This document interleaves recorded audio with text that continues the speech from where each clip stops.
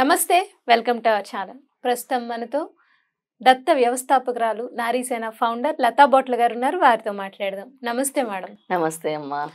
Madam, 13వ తారీఖు జనవరి 13 భోగి అందరికీ తెలిసిందే. కానీ ఆ రోజు ఒక అత్యంత అద్భుతమైన రోజు అని ఇందాక మీ మాటల్లో విన్నాను. అదేంటంటే పుష్యమాసం, పౌర్ణమి తిథి, దాంతోపాటు ఆరుద్ర నక్షత్రం వచ్చింది. ఆరుద్ర నక్షత్రం అంటే ఈశ్వరుడికి చాలా ప్రీతిపాత్రమైన నక్షత్రం. సో అటువంటి ఆరుద్ర నక్షత్రం పౌర్ణమి తిథితో కూడిన సోమవారం వచ్చింది మేడం. సో దానిని ఆ రోజే భోగి. అసలు ఈ తిథి వీటిని ఎలా మనం తీసుకుని ఆ రోజుని ఎలా వినియోగించుకోవాలనే చెప్పండి. చాలా అద్భుతమైన రోజు పని. ఎందుకు అని అంటే సోమవారము, పౌర్ణమి, పుష్య పౌర్ణమి, అలాగే ఆరుద్ర నక్షత్రంతో కలిసి వస్తుంది కాబట్టి చాలా అద్భుతమైన రోజు పౌర్ణమి తిథి.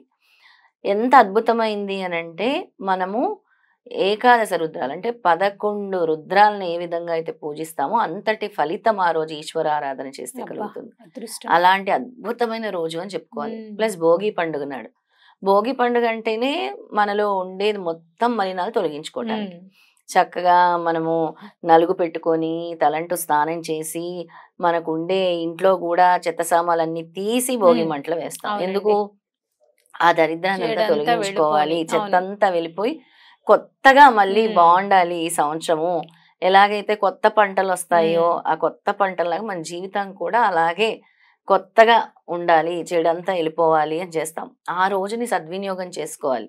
ఎందుకు అని అంటే ఎవరికైతే చాలా ఆర్థిక కష్టాలు ఉన్నాయో, అంటే మాకు అసలు ఇంకా మేము భరించలేని అంత ఆర్థిక కష్టాలు ఉన్నాయి మాకు, మేము అసలు ఈ డబ్బు విషయంలో చాలా ఇబ్బందులు పడుతున్నాం అనుకున్న వాళ్ళు ఆ రోజుని సద్వినియోగం చేసుకోవాలి. అలాగే ఆరోగ్య సమస్యలు ఉండేవాళ్ళు, జన్మ జన్మాల నుంచి వెంటాడుతున్న కర్మలు, పాపాలు, దోషాలు అన్నీ కూడా ఆ రోజున ఎవరైతే ఈశ్వరారాధన చేస్తారో, నేను చెప్పే విధంగా ఈ రెమెడీస్ ఎవరైతే ఫాలో అవుతారో ఖచ్చితంగా వాళ్ళకి కోటి ఫలితం దక్కుతుంది. అంటే కోటి బిల్వాలతో అర్చన చేసిన ఫలితం అంటారు చూసారా, అలాగా.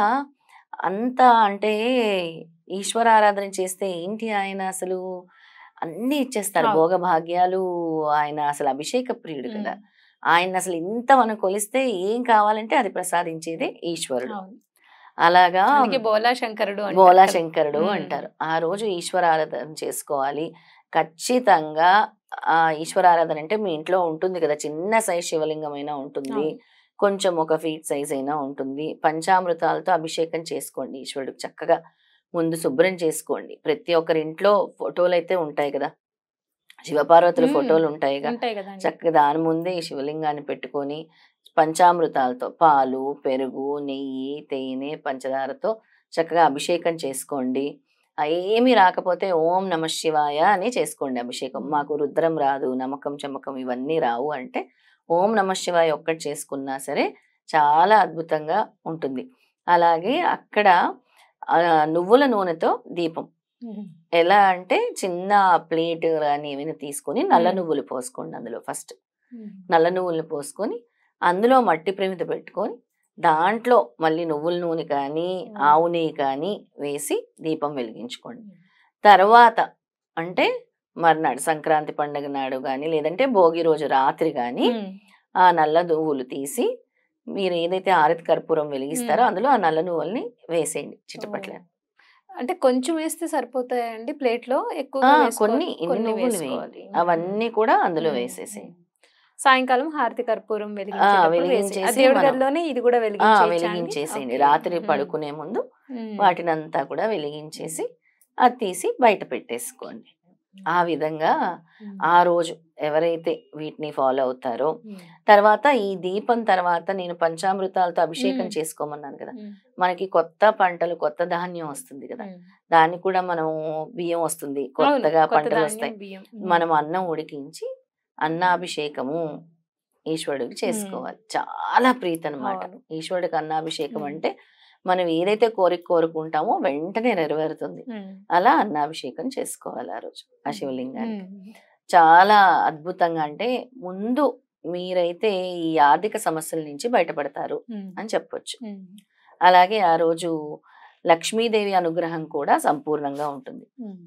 ఇలాంటి ముహూర్తాలు, ప్రత్యేకంగా ఇలాంటి ముహూర్తాలు 100 ఏళ్ళకి ఒకసారి వస్తాయి. అంటే మళ్ళీ మనం 100 సంవత్సరాలు వెయిట్ చేయాలి ఇలాంటి ముహూర్తం రావాలంటే. అంత వెయిట్ చేయాలంటే అలాంటి అద్భుతమైన ముహూర్తం చెప్పాను కదా, మనకి పౌర్ణమి, పుష్య పౌర్ణమి, సోమవారము, ఆరుద్ర నక్షత్రము, భోగి పండుగ. ఇన్ని అంటే మన సమస్యల్ని దూరం చేసుకోవడానికి భగవంతుడు ఎప్పుడు అవకాశం ఇస్తూనే ఉంటాడు రకరకాల తిథుల రూపంలో. ప్రత్యేకంగా మనకి పౌర్ణమి తిథి అనేది చాలా లక్ష్మీకరం అన్నమాట. ఆ విధంగా ఎవరైతే ఆ రోజు శివారాధన చేస్తారో, సూర్యారాధన చేస్తారో, చంద్రారాధన చేస్తారో వాళ్ళకి అద్భుతమైన ఫలితాలు ఉంటాయి. ఆరుద్ర నక్షత్రం కాబట్టి కంపల్సరీ సూర్యారాధన. పౌర్ణమి తిథి కాబట్టి చంద్రుడికి సాయంత్రము చంద్రుడికి పాలు నీళ్లు కలిపి ఆర్ఘ్యం వదిలి లక్ష్మీ అష్టోత్తరం చేసుకొని, అలాగే ఆ రోజు సాయంత్రం శివ పంచాక్షరి చదువుకున్నా కూడా అద్భుతమైన ఫలితాలు స్వామివారు ఇస్తారు అన్నమాట. చిన్న రెమెడీసే గొప్ప మార్పులు తీసుకొస్తుంది మన జీవితాల్లో. మనం ఏది అంటే మనకి భగవంతుడు అవకాశం ఇస్తూ ఉంటాడు ఎప్పుడు కూడా. అవకాశాన్ని సద్వినియోగం చేసుకోవాలి. అది సద్వినియోగం చేసుకోకపోతే మనం ఇంకా ఇలాంటి తిథుల కోసం మళ్ళీ 100 సంవత్సరాలు వెయిట్ చేయాల్సిందే. అలాంటి అద్భుతమైన తిథి అన్నమాట ఇది. ఇక మీకు వీలుంటే నీలిరంగు పుష్పాలు అంటే నీలిరంగు అయితే చాలా ఇష్టం. అంటే శంకు పుష్పాలు, అలాగే మనకి చామంతుల్లో కూడా ఒక పర్పుల్ కలర్, అదొక రకమైన పర్పుల్ కలర్ చామంతులు వస్తున్నాయి. వాటితో పూజించాలి ఈశ్వరుని. లక్ష్మీదేవికి తెలుపు రంగు పూలతో పూజించవచ్చు. ఇంకా లక్ష్మీదేవికి ఏ విధంగా అయినా. ఇక మనం నైవేద్యంగా క్షీరాన్నం చేసుకొని ఆ రోజు పెట్టుకుంటే చాలా మంచిది. సూర్యారాధన కూడా అన్నాను. ఆ రోజు ఉదయాన్నే చక్కగా మనం నలుగు పెట్టుకొని నువ్వుల నూనె రాసుకుంటారు చాలా మంది. నలుగు పెట్టుకొని తర్వాత భోగి మంటలు వేయటం వల్ల మనం ఎక్కడైతే నిత్య అగ్నిహోత్రి చేయమో దీన్ని ఒక అగ్నిహోత్రిగానే భావిస్తాం ఆ రోజు భోగి మంటలు వేసి. దీని ద్వారా మనకు ఉండేటటువంటి ఈ కర్మలు అన్ని కూడా తొలుగుతాయి భోగి మంటలు వేయటం వల్ల. ఇక ఆ రోజు సాయంత్రం భోగి పళ్ళు కూడా చిన్నపిల్లలకు పోస్తాం. ఎందుకంటే ఈ దృష్టి బాధల నుంచి దూరం అవటం కోసం చిన్నపిల్లలకి ఈ భోగి పళ్ళు పోస్తూ ఉంటాం అన్నమాట. ఆ విధంగా చేసుకోవచ్చు. నిత్య పూజా విధానంతో పాటు ఈ విధంగా గనక మీరు భోగి పండుగను జరుపుకుంటే చాలా చాలా అద్భుతంగా మీరు శని సమస్యల నుంచి బయటపడతారు, ఆరోగ్య సమస్యల నుంచి బయటపడతారు, ఆర్థిక సమస్యల నుంచి బయటపడతారు. అన్నిటికంటే ముఖ్యంగా ఎంతటి శివానుగ్రహం కలుగుతుందో చెప్పలేను. అంతటి శివానుగ్రహం కలుగుతుంది. అయితే మేడం, నార్మల్ గా మనకి ఏదైనా విశేషమైన రోజులు వచ్చినప్పుడు మీ దత్తపీఠంలో కంపల్సరీ అవి చేస్తూ ఉంటారు కదా. ఈసారి ఏం చేస్తున్నారండి? ఇప్పుడు సోమవారం అంత విశేషమైన రోజు చెప్పారు. అంత విశేషమైన రోజు కాబట్టి మీరు అడిగినట్టు దత్తపీఠంలో ప్రతి పౌర్ణమికి కూడా మనము లక్ష్మీ హోమము చేయించాము, ఇది వరకు చండీ హోమం చేయించాము. ఈసారి కూడా హోమము అలాగే రుద్రాభిషేకము కూడా చేస్తున్నాము. ఎవరైనా సరే చేయించుకోవాలి అని అంటే వాళ్ళ గోత్రనామాలు మనకి పంపిస్తే వాళ్ళ పేరు మీద కూడా మనం చేస్తాం. లేదో నేరుగా వచ్చి పాల్గొనాలన్నా కూడా మనకి కాల్ చేసి వాళ్ళు రిజిస్టర్ చేసుకోవచ్చు. రైట్. నిజంగా మీరు చెప్పినట్టుగా లతా మ్యామ్ మాటలు విన్నారు కదా. సో ఎవరైనా కానీ దత్తపీఠంలో సద్వినియోగం చేసుకోవాలి ఆ రోజుని. అభిషేకం, హోమం ఎవరికైనా కావాలి అంటే కింద కనిపిస్తున్న నెంబర్కి మీరు కాల్ చేస్తే కనుక మేము వివరాలు ఇస్తామండి. సో దీన్ని అందరూ కూడా బట్టి చక్కగా ఆ రోజున అందరూ సద్వినియోగం చేసుకోవాలని మనస్ఫూర్తిగా కోరుకుంటూ ధన్యవాదాలండి. నమస్తే.